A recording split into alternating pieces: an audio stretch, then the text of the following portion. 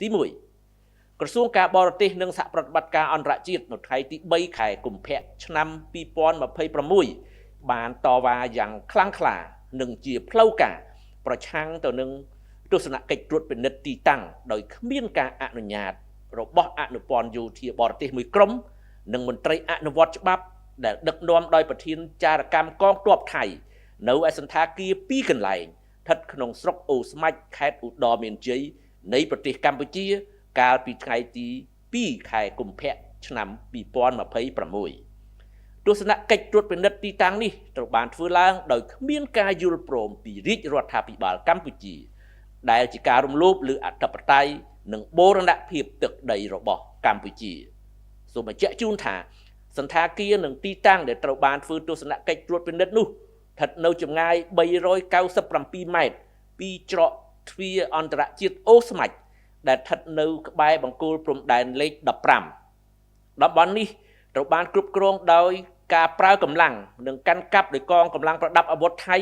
នៅក្នុងអំឡុងពេលនៃការវាយលុករបស់ពួកគេមកលើកម្ពុជាចន្លោះពីថ្ងៃទី7ដល់27ខែធ្នូឆ្នាំ2025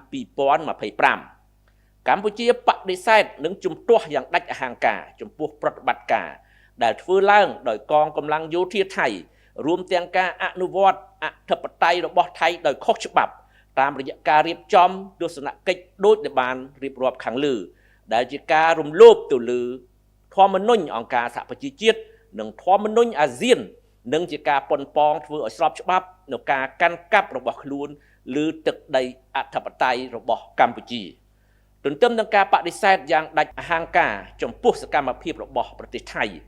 រាជរដ្ឋាភិបាលកម្ពុជាបញ្ជាក់សារជាថ្មីនៅការបដិញ្ញាចិត្តដ៏ខ្ជាប់ខ្ជួននិងឥតងាករេរបស់ខ្លួនក្នុងការស្វែងរកដំណោះស្រាយចំពោះចំនួនព្រំដែនទាំងអស់ជាមួយប្រទេសថៃក៏ដូចជាជាមួយប្រទេសជិតខាងទាំងអស់របស់ខ្លួនតាមរយៈមធ្យោបាយសន្តិភាពស្របតាមច្បាប់អន្តរជាតិហើយកម្ពុជានៅតែបដិញ្ញាចិត្តក្នុងការរក្សាជំហរជាគោលការណ៍របស់ខ្លួនថាព្រំដែនមិនត្រូវផ្លាស់ប្ដូរដោយកម្លាំងនោះឡើយ។